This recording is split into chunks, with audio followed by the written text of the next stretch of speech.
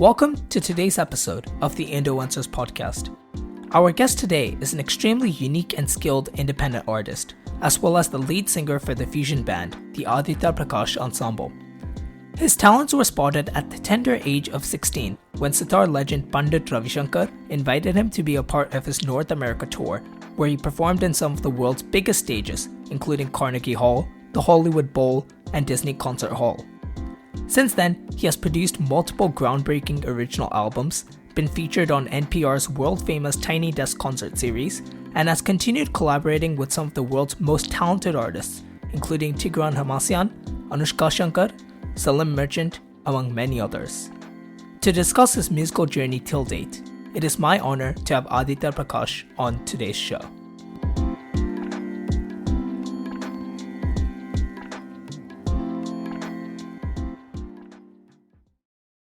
Thank you so much for taking the time to come on. Of course. Nice to talk to you and nice to be on this podcast. So let's take it right back to the beginning and sort of trace your journey to where you are today. So starting from the beginning, I've read that, your childhood was surrounded by art ever since your earliest days, as your mother had a dance school. So in your earliest days, how much notice did you take of your surroundings? I think it wasn't something I actually took notice of. It was just happening in the background and kind of subconsciously sitting somewhere in my musical consciousness. And my sister was kind of the opposite. She was very obviously interested in the arts. She's elder to me by 6 years and is a well-known Bharatanatyam dancer, Aditya Prakash. And so she learned vocal music, she learned mridangam, South Indian percussion, she learned Bharatanatyam, she learned veena, she learned flute. I feel like I'm missing stuff. She learned basically every single instrument that's possible. And she started all this when she was about 2 or 3, starting with dance and then adding on. My parents just kept enrolling her in more classes. But I was kind of like, I guess all the artistic attention was going to her, but I was kind of also there. I didn't show interest like her when I was a kid. I was more interested in being naughty and playing pranks and playing with my toy cars. But around the age of like 4 or 5, I was like just naming ragas, as the singer who was singing for my mom's dance programs he was singing, and I was just playing with my cars and just like naming out the ragas, and they were like so shocked that I even knew this, right? It was just like a big shock for everyone. So then from that point, my parents took it like an interest in asking me what I wanted to learn. And I said mridangam first. I was more interested in the percussion side of things. And then shortly after, I actually learned Indian music on the harmonium, Carnatic music on the harmonium. And then I switched to keyboard. And then I started learning vocal. So yeah, I mean, it started from just being in that environment, and that was a very important thing for me, for my growth. For example, 2 episodes ago, I interviewed another sort of somewhat similar artist to yourself, an artist named Apurva Krishna, who's a fusion artist based in the US as well. And she was talking about how when she was 3 or 4 years old, she had perfect pitch and she was able to play tunes on the piano just by ear. And, you're sort of sharing a similar story where you were able to name ragas at such a young age, despite not having the formal education. Do you think that comes down to a sort of a natural, like almost like God-given gift towards music, or is it some form of like subconscious training? I don't think anything is, you can say anything can be learned or can be nurtured. So I don't think it's that we talk a lot about, especially in Indian music, this is from like a God's gift that you have this. And yeah, some people have natural physical tendencies that are enhanced, and the music can come out in a special way with less effort. But other people have other skills that person might not have. And a lot of it is just your nurturing. And obviously when you're young, you're a sponge. You really soak up so much. Like a lot of your predilections are kind of grown like seeds when you're very young. And so I think for me, I actually didn't. I feel like my sister was more of that type that was a very obviously talented person in the arts. I wasn't like that actually. I mean, I just heard the ragas because they would talk about it at home, or like my mom would say, "Oh, I'm doing Mohana Jati Swaram." I would hear all these raga names, and then I'd connect the tune that was sung with the raga, and it was just a matter of like just connecting the name to the sound. And I think anybody can do that, really, to be honest. So it's just about being in the right nurturing environment and being exposed to it from a young age. Yeah, and you also brought up how you were learning various forms of Carnatic music as a child. You studied the mridangam, the harmonium, and switched to the Carnatic keyboard as well. How much do you think exposing yourself to Carnatic music through these different lenses impacted your sort of early musical education compared to, for example, if you just did Carnatic vocals or just did mridangam? I mean, it's not like such a clear cut answer. I think because I'm involved in this process, I don't know. I can't say, oh yes, my rhythmic sense is better because I learned mridangam. It's all I've known, so I can't tell you. But I do think it does help to get an appreciation and to learn other instruments as well. It helps kind of build your awareness. Like if I wanna now compose a piece centered around vocal and mridangam, I'm familiar with the sound of mridangam. I'm familiar with what I would want from that composition because I'm familiar with that instrument. And whereas I'm less familiar with an instrument like a xylophone, I'm not less familiar with that. So I wouldn't know how to compose for that. But then again, you can learn by just listening, and anything can be learned by just listening and being an active listener, and also just speaking to other musicians who have trained in that style. So it just gives you another viewpoint to see music. It's not a necessity or something that it drastically improves one thing. Yeah, and you brought up listening, and I know listening to Carnatic music was a real big part of your childhood. And you'd be playing Devangudi Katsar's concerts as you slept Yeah. and all that. And I've heard you call yourself a sort of Carnatic purist because you're so wedded to Carnatic music. And it's not uncommon for Carnatic teachers, at least from what I've seen, to recommend students not to get sort of distracted by other forms and to stick to Carnatic music. And so having been through like a childhood where you stuck to Carnatic music and really just listened to that, what do you think are the pros and cons of this approach? And is there any part of you that sort of wishes you explored a bit more, or are you grateful that you built yourself a solid foundation in something before you went out and explored? I'm grateful that I built a solid foundation for sure, because that gives me my grounding, where I feel like my vision is clear because I'm seeing it from this deep foundation that's so rooted, and there's still so much more to keep building on this foundation. It's not just something that happened when I was young and when I was listening when I was young. I'm continuing to learn and still taking lessons from my gurus, and still listening to a lot. And that foundation has to keep building and building. But like, yeah, you can dig a bunch of holes, but if you want to get to the core and find that, like, the deepest part of the earth, you got to dig in one place over and over. That's what I feel I've done with Carnatic music, and I'm continuing to dig deeper into it. As for like the fusion aspect, like getting influence and being a purist, yeah, my ideas have changed over time. I think they're constantly changing, and a lot of it is the people I'm introduced to, the musicians I'm inspired by. And yeah, at one point I was so anti doing anything aside from Carnatic, or even listening to fusion or anything. I would only listen to like the Pakka traditionalist concerts. But even the idea of traditional or purist is so fluid, and it's so relative in the sense of Carnatic too, because Carnatic music 200 years ago is different from 100 years ago, and it's different from 50 years ago. And what we know of Carnatic music is actually very recent, from like the last 50 to 60 years. In the last century, the way we know Carnatic music is only defined by this century, actually. I mean, obviously it's influenced from the past as well, but it's not art form that has stayed static and is an ancient art form. It's continually evolving. And just like that, I'm also continually evolving as a person, as a musician. And when I went to college, my roommates were jazz musicians, and so naturally I was living with these people. I would hear them practice, they would hear me practice, and that interaction and that curiosity.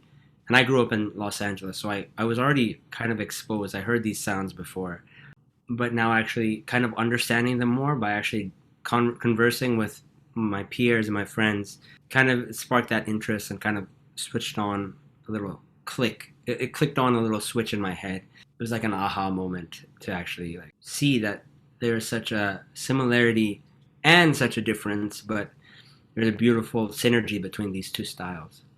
Yeah, and you mentioned how Carnatic music has continued to evolve, and in a lot of ways, Carnatic compositions sort of change over time. Mm-hmm. And sometimes the compositions that we sing today aren't necessarily sung in the way in which the composer intended it for it to be sung. Sometimes the meaning and the interpretations and the gumagums and all that change over time. So when you were learning Carnatic music, and I suppose, as you're learning now, how conscious are you of trying to stay, true to the intent of the original composition?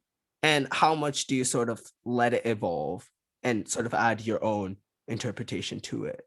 Well, to be honest, we don't even really know the original intent because Mm. we know a certain amount. Like we can deduce certain things about the composition, but we do not know the exact original content because those people aren't around, the original composers. We know from their students and we know for their students. But the beautiful thing about Carnatic music is it's an oral tradition and it allows for that evolution and for each successive generation of musician to add their own spark, their own creativity, their own voice to the music. And in that sense, there's a lot of responsibility to the art form because as a generation, a current generation, you're responsible for how the music is getting taken forward.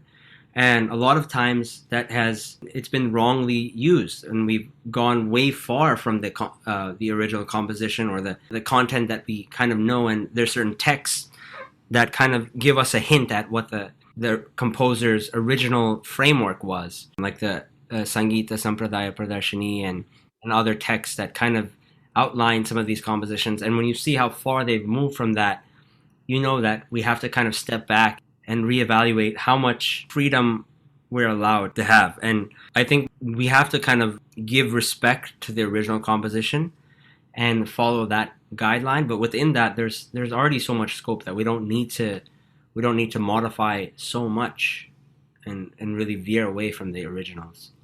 Yeah, and one thing that sort of makes me curious about a lot of the things we've sort of been discussing so far is, particularly with regards to how, interested you were in Carnatic music as a child, is, Carnatic music as an art form is really complex and it can be really difficult to understand. And, it takes a lot of patience and a lot of understanding. And, when you're young, at least like, somebody like me, I was super impatient and, I didn't take the time to try and understand this complex art form. So how do you think you were able to connect to something so deep when there were probably more accessible or easily accessible forms of music out there? I mean, it helps to have like a strong predilection towards it from childhood or have the right kind of parental push to a point where it's not forced, but it's like a little nudge.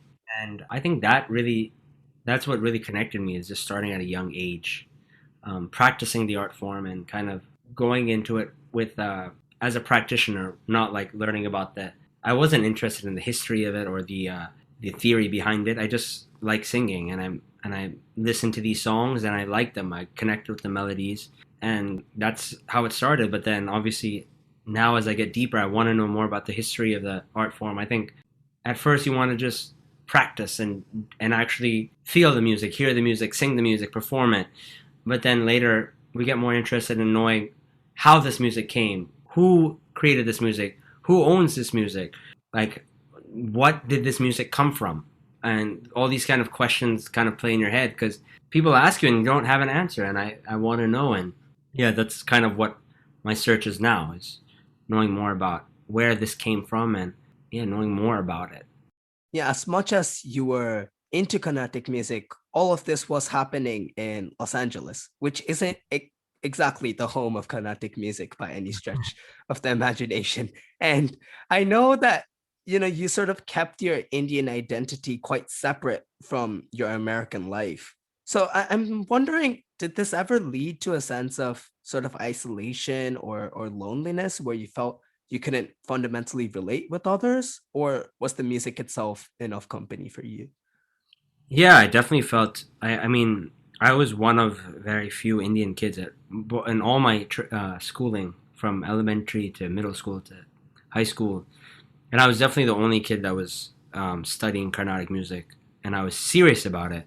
And I don't know. I think it's kind of you don't feel like being othered. You want to fit in, and I definitely felt this was very different. I didn't think anybody would understand it. Anybody would think it is normal. So I hid this side of my friends didn't even know that I was a serious music practitioner. They knew I learned Indian music. They didn't know that I was on tour. I was performing. I was doing concerts. It was just one after my tour with Ravi Shankar.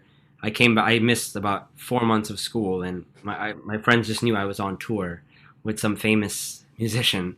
And I came back, and I felt proud of my music after being with him, because the way he brought classical music to such a wide audience, and it was like a cool thing, like I was seeing.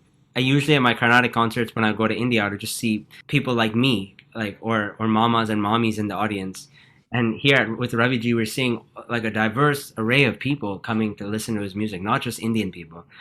And that kind of gave me a sort of boost. And then I came back, and I was like more excited to talk about Carnatic music with my friends, and it especially encouraged me that they were interested to know more. And at one point I was isolated. I felt I was scared of my differences, but then I guess over time you kind of accept your differences and you're proud of it, and it kind of defines who you are. And it's a special experience, kind of kind of blending these two cultures, and it's unique. And I think there's something about that I enjoyed exploring, that kind of diverse background I came from, and I wanted to share more about that.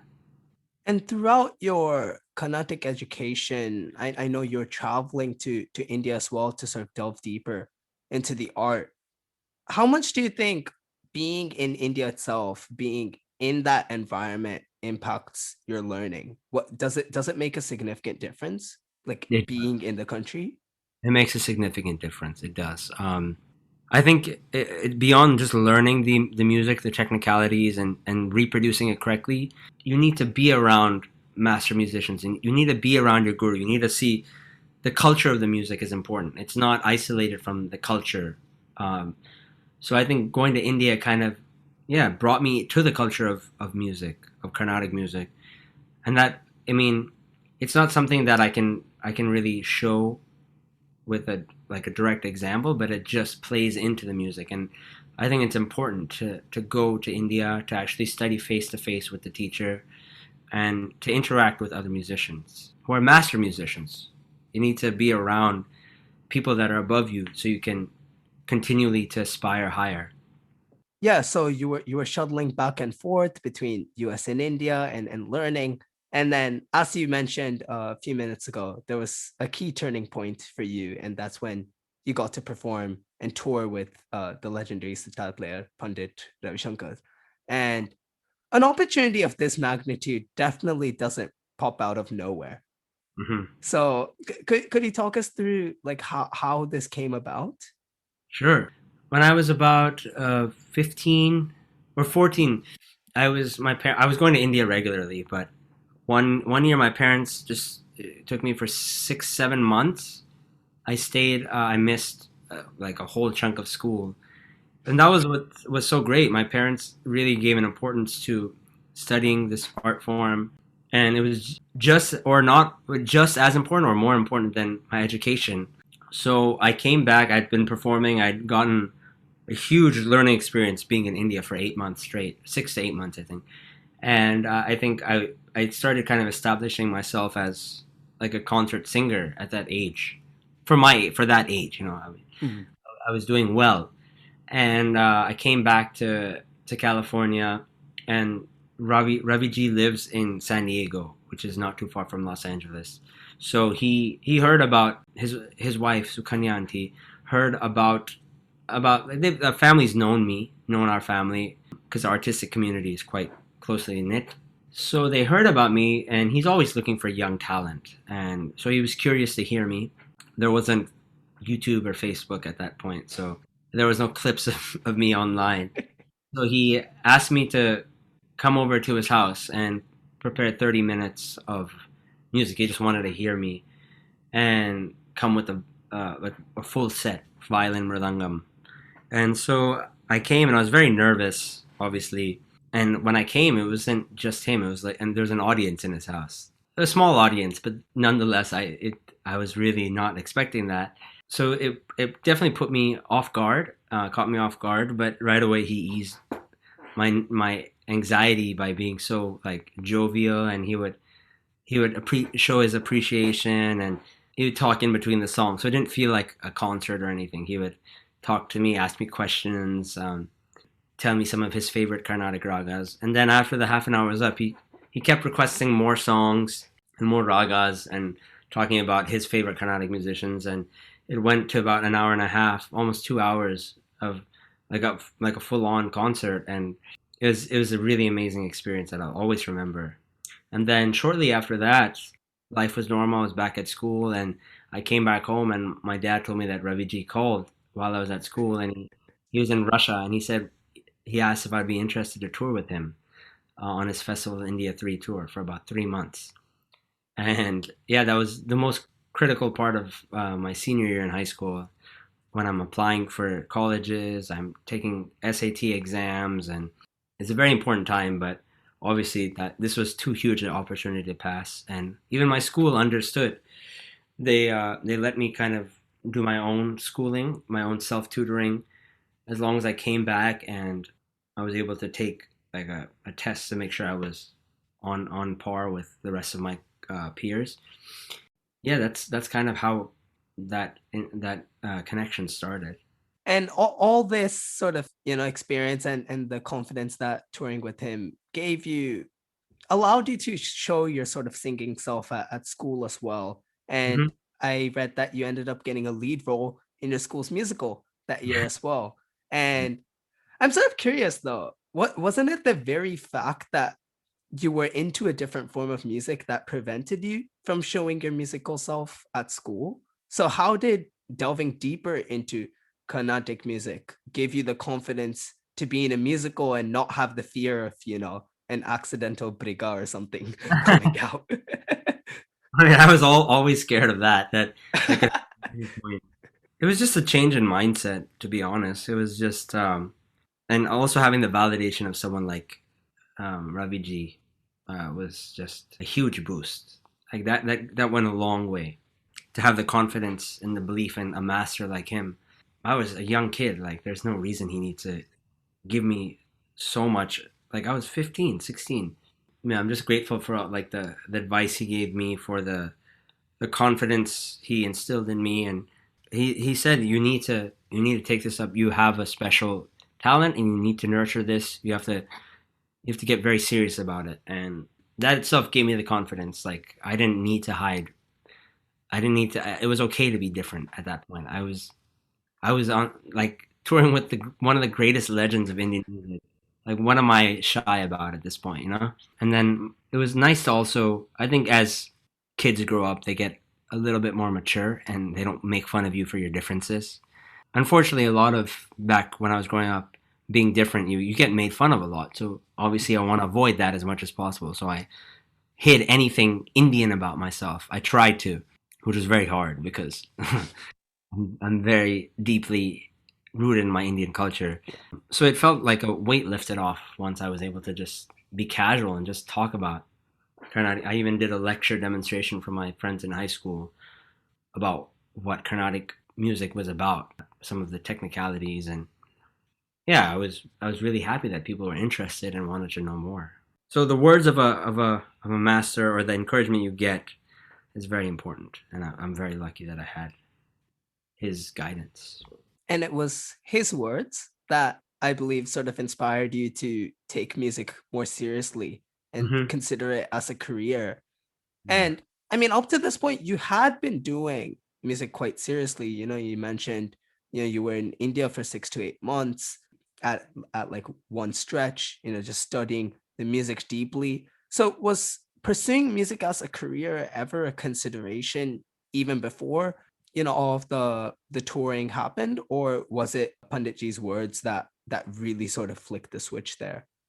It was definitely his words, I think. I mean, I didn't really even think about my career before that. I loosely thought, yeah, sure, I could go into engineering or do something that what my father did. He was an engineer, and one of my tutors that was teaching me was really encouraging me into that side of things. And so I thought, yeah, why not? Like, my future wasn't something I actively thought about. But when Raviji told me that, like, I need to drop everything and focus solely on music and make that my life, that kind of gave me this kind of drive and this incentive.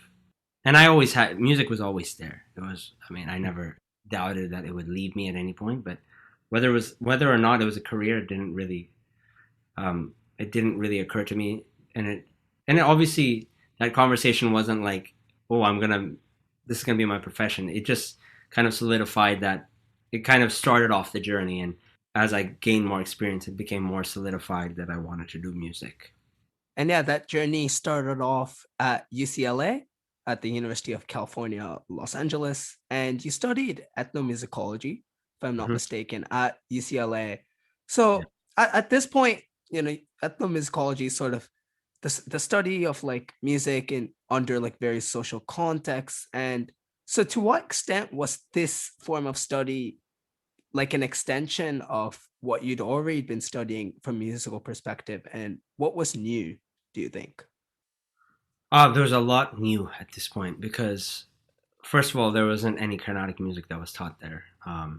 There was the only Indian music that was taught there was Hindustani music, Mm. and I did gain a lot and know a lot already because of my experience with Ravi Ji.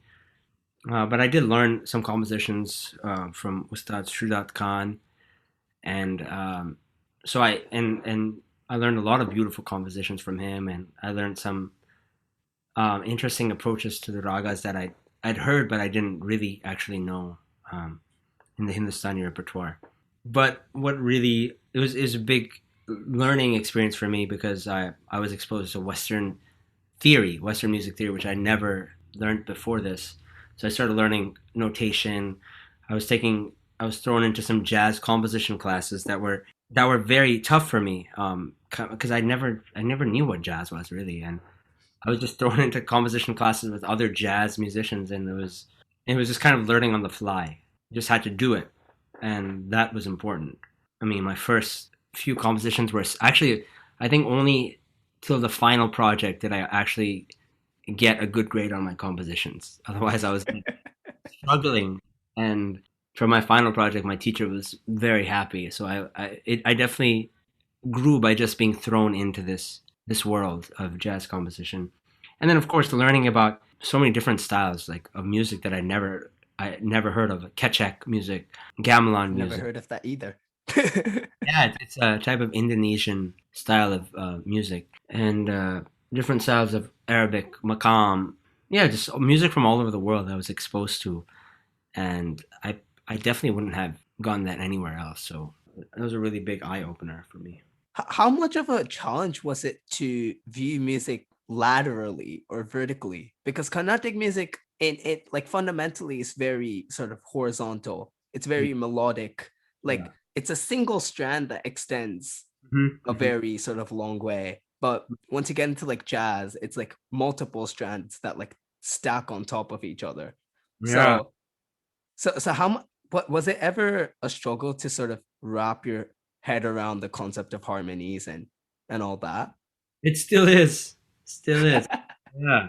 It's a different world.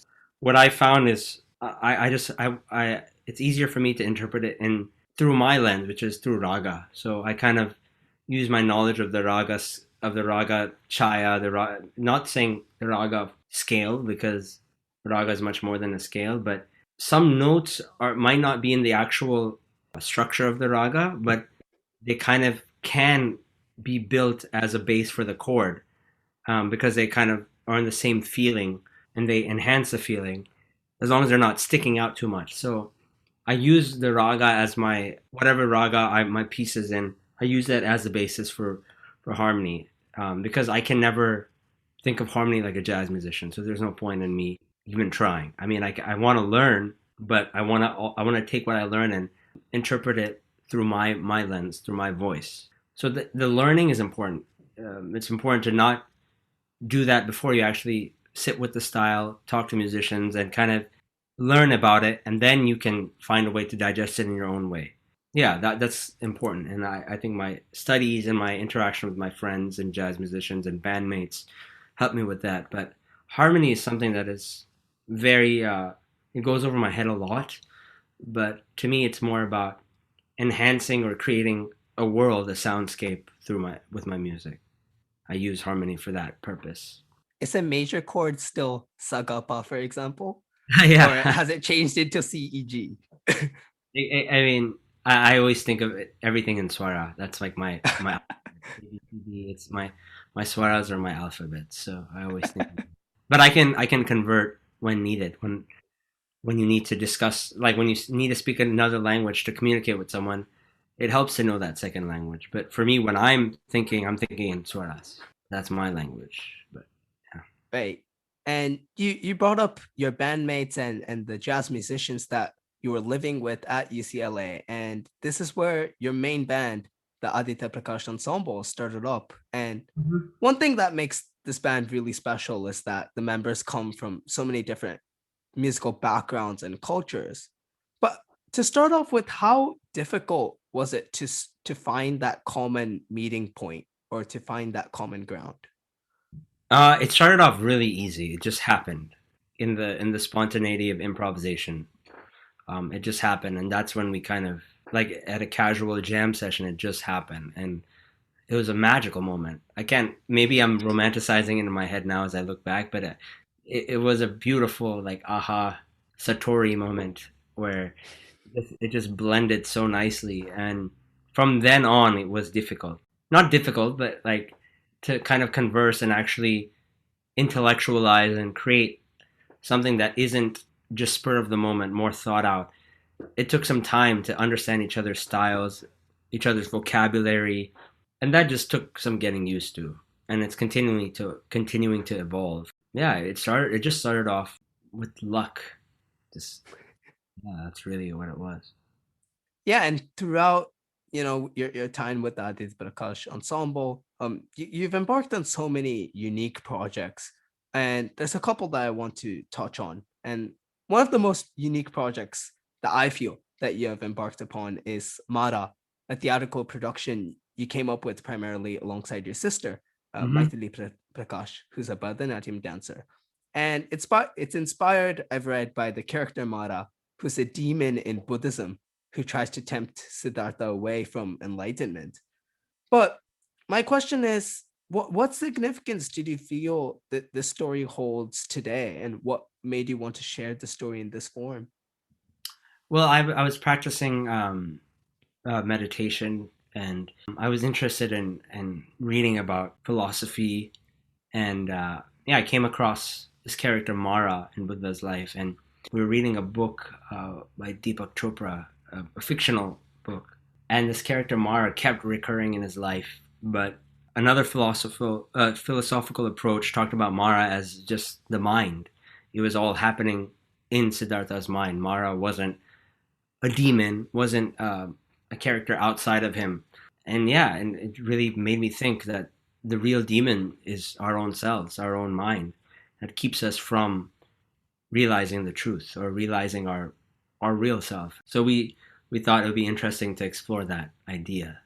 Both of us were on a philosophical journey at that point, and we still are. But yeah, spirituality, meditation, are all things that played into our music, and this was a great experience, kind of turning it into a theatrical production. It was really fun and exciting.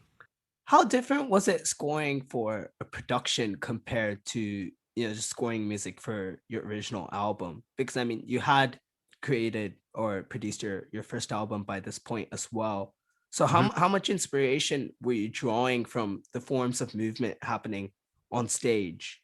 It shifts a lot because you're not the center of attention at that point. You're like you have to react to something. You can't react to your own thoughts. You have to interact with others. You have to interact with dancers, and the narrative and the story of the dance is the most important. And everything you do has to serve that narrative, has to serve that story. It can't just be about the music all the time. And so yeah, things change. Sometimes it something I might not like how it sounds, but it serves the narrative of the dance. It serves the narrative of the theatrical part of it. So that's important. It's less about the sound. It's more about the narrative, the story. And so your what you consider important changes when you're working in a music only setting and a dance setting or a theatrical setting. What becomes important changes. And so that gave me another shift, another point of view. And generally, theatrical productions or like musicals in general, it would be centered around like acting or dialogue, I would say. And then the art would sort of be the background. So you might have like background music or something like that. But in this case, at least from what I read, the art was the main. You were basically speaking through music, speaking through dance.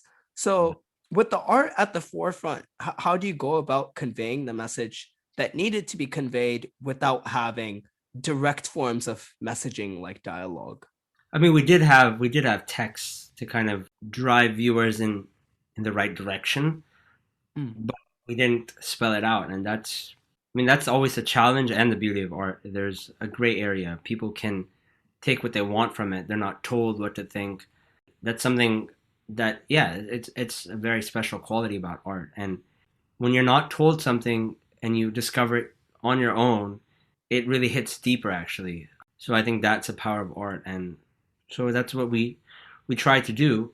I mean, we obviously want people to understand the story and the plot and the narrative, but we didn't spell it out per se.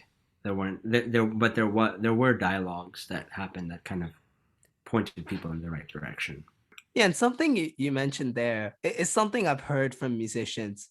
For example, like one of my favorite musicians right now is somebody called Jacob Collier, who I'm Yeah, of pretty sure course. you're familiar with. And he talks about how in his compositions he tries to leave space for audience interpretation and essentially not sort of fill it with so much meaning that a meaning is forced on the listener, but Mhm. rather sort of keep it more open and allow the listener to come up with their own interpretation based on their own sort of personal influences. Is that something you consciously think about with your own compositions? It's something I definitely I haven't before, but it's something I'm starting to think about now. Yeah, is to like leave a little bit of ambiguity because it's you don't want to force your thoughts on other people. You want to let them digest it in a way that they can. You want to give space for that, and I think that's important. And that's something I'm continually to learn and continuing to evolve and work on as a musician. In a sort of world where listeners have so much, not only so much music to listen to, but just everything so fast paced because of technology in general. Do you think listeners have the patience to sort of sit on a song and really dig deep and find their own interpretation, or is it up to the artist to make sure that the listeners are able to do that and to cultivate a sort of environment where listeners can really dig deep into something through the creation of songs where you can find your own meaning? I would like to think that that would be the case, that we don't have to spoon feed everyone, because that would not lead to healthy listening environment. And when because the listeners they have to be active listeners. It's not music can be entertainment. It can just be a form of entertainment, but it can also be a serious form of engagement as well.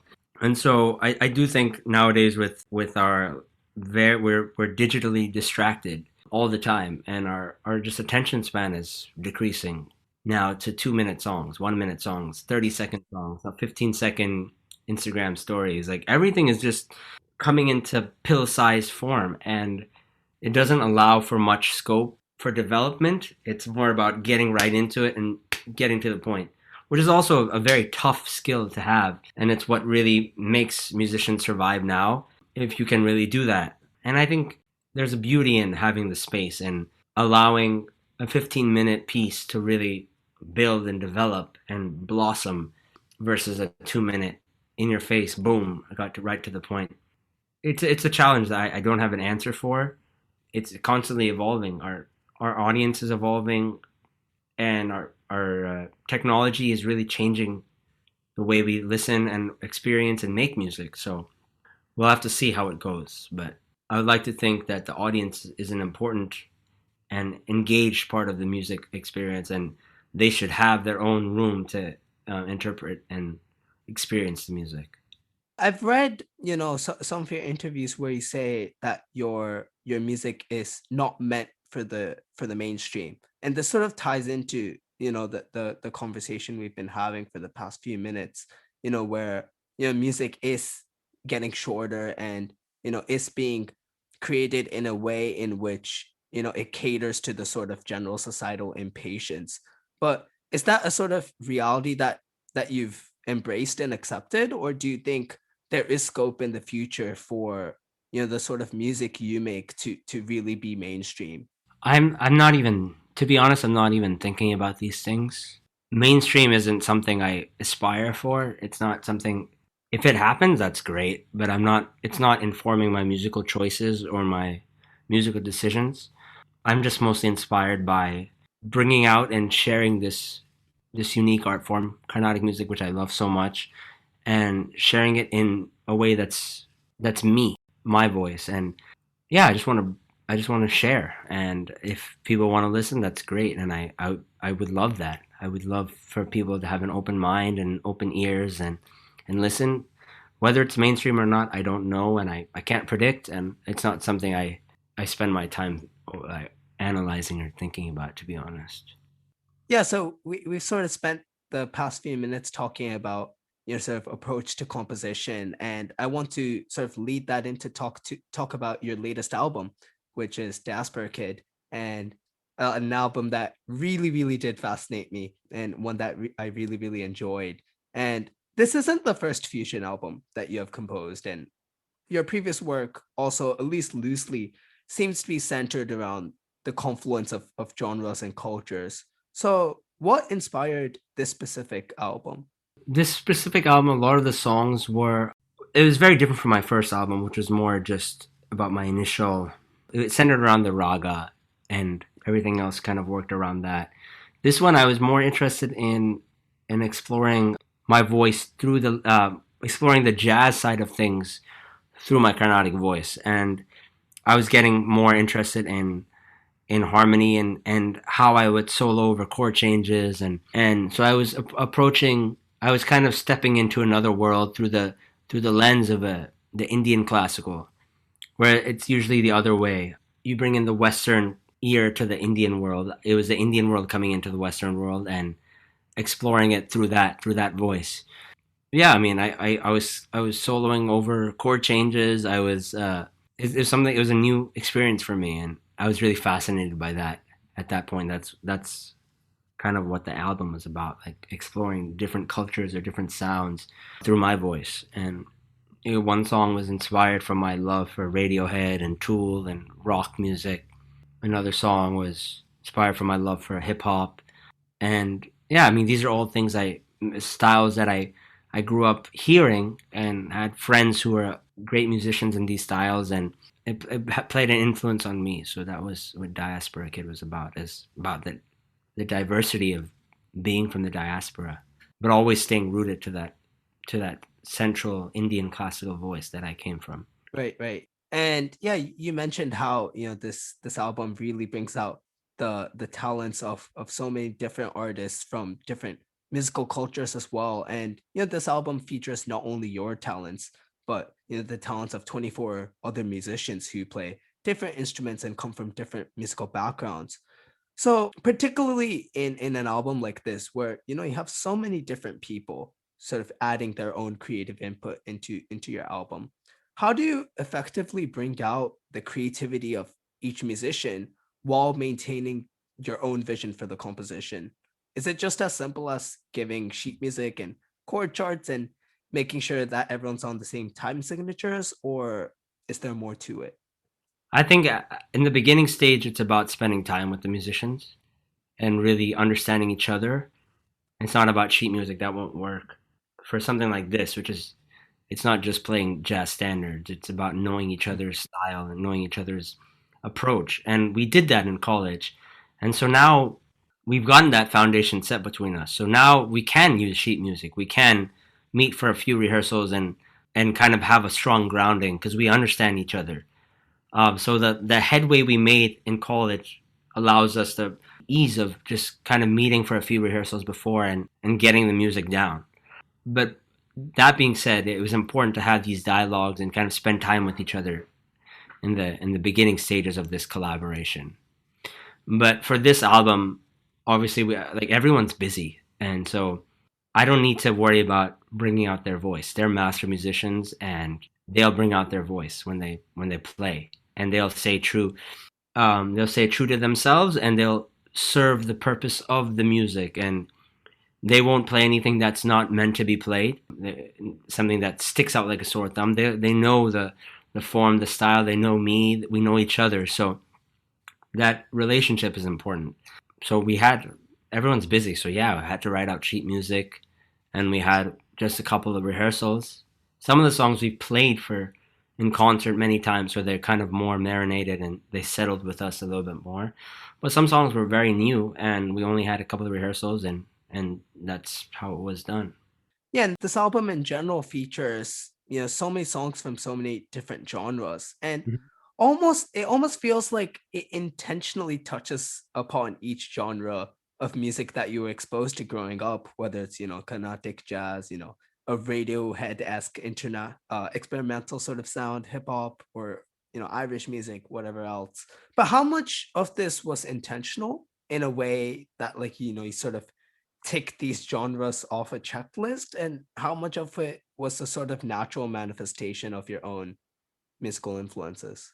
It was all just natural manifestation. It wasn't about a checklist. Like, who would have thought Irish? Like, I mean, I didn't compose it trying to create an Irish tune. I just thought of this melody, and to me, it sounded familiar to like an Irish fiddle tune that I would have heard at some point.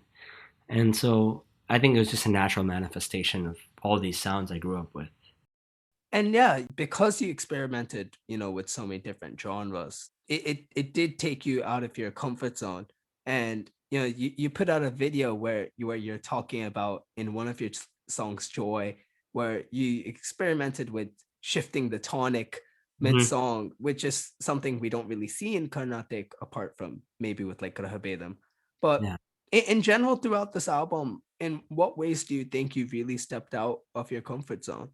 That was one way, and another way was, yeah, like soloing over chord changes and singing in English. Those are the two main ones, and they were huge for me because that's at the core of Carnatic music is singing in Indian language and singing with a tonic. So those are huge things that kind of shifted off that comfort zone. Yeah, so that was Diaspora Kid, your last album. And as we sort of look ahead to your future, I've seen that you're working with a musician that I personally really, really admire, and that's Armenian pianist Tigran Hamasyan. Mhm. So, how did you get to know him, and what can we expect from your album with him? Well, things have changed. We're just working on a single right now. He's Okay. obviously been very busy, and COVID has kind of put a huge change in everyone's plans. But I met him through my experiences with Akram Khan. He was I was introduced to him through Akram Khan, and I just expressed how interested I would be to work together, and I sent him a lot of my stuff, and yeah, he was very kind, and he listened, and he was kind enough to mentor me. And so I started showing him some of my compositions for my forthcoming album, or I don't know what it's going to be. I'm just working on new music, but I he gave me advice, and I learned a lot from him. Whatever few sessions I was able to have, I'm very grateful, and it's really taught me a lot, and it's going to inform how my music moves forward. And I'm continuing to learn more, but yeah, I hope I can still be in touch with him and continue to make more music. Yeah, and before a few weeks ago when I reached out to you for this podcast, you said you were recording something for an upcoming project. Is there anything you can possibly tell us about that project or any other projects that you might be working on?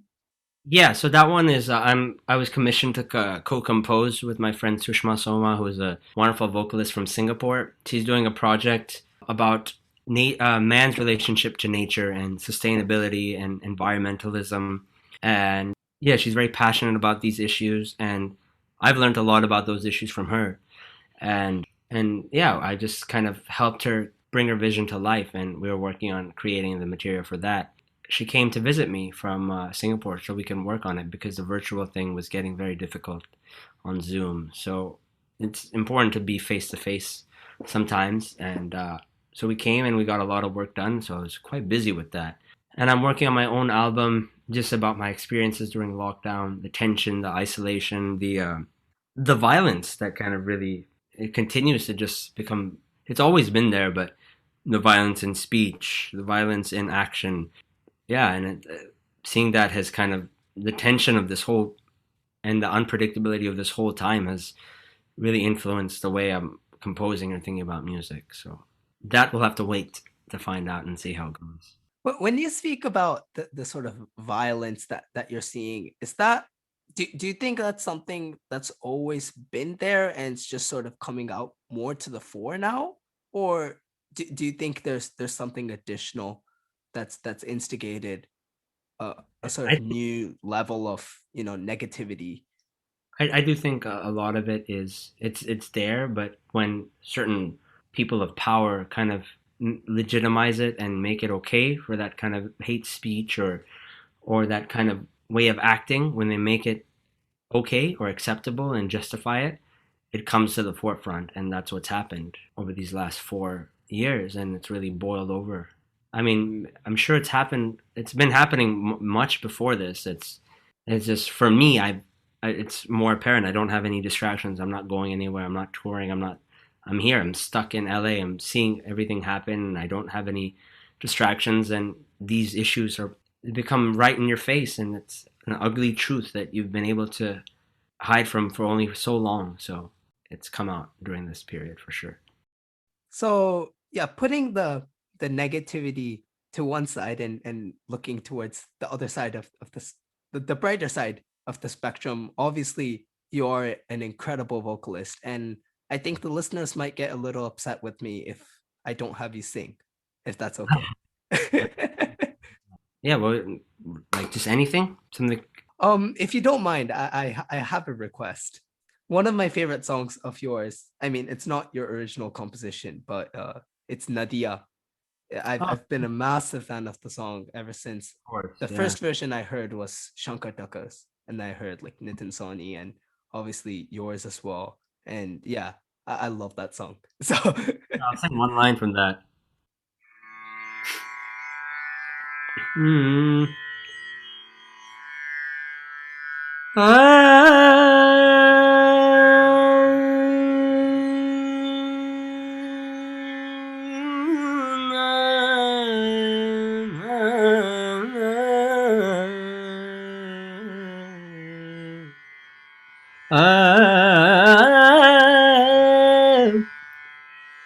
नदिया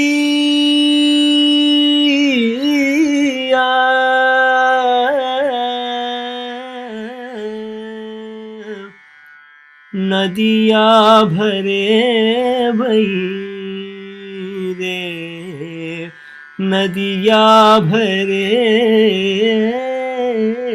भई रे नदिया भर भई रे नदिया भर भई रे नदिया भर भई रे नदिया भर भई रे नदिया भर भई नदिया भर भई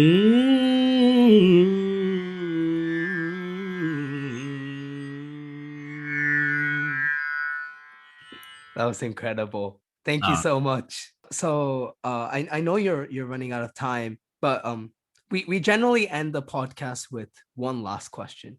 And it's the same final ending question for every guest that comes on. And so I'm going to throw it to you as well. And that question is, what's on your playlist right now? Oh, you know, in the last, it's been such a random. I don't even have a playlist. I just randomly listen to things. I've been listening to Steve Reich, Terry Riley, Tool. They're constant on my playlist. Tigran, another constant. Ramnath Krishnan, T. Brinda. Yeah, I mean that's all that comes to my mind right now at this moment. All right, I think we'll finish the podcast off there. Thank you so much for your time, and thank you to all the listeners that have been tuning in. And make sure to go and check out Aditya's music and his social media in the description below. Thank you so much. Thank you. Take care. Well, that was Aditya Prakash on the 10th episode of the Indoencers Podcast. And thank you to everyone that has tuned in. You can find us at the Indoencers, spelled THEINDOENCERS, on Facebook, Twitter, or Instagram. Or you can use the links in the description. Likewise, you can find our homepage at theindoencers.wordpress.com or through the link in the description. Make sure to subscribe to the Indoencers Podcast on your favorite podcasting platform. Thank you once again, and we'll see you next time.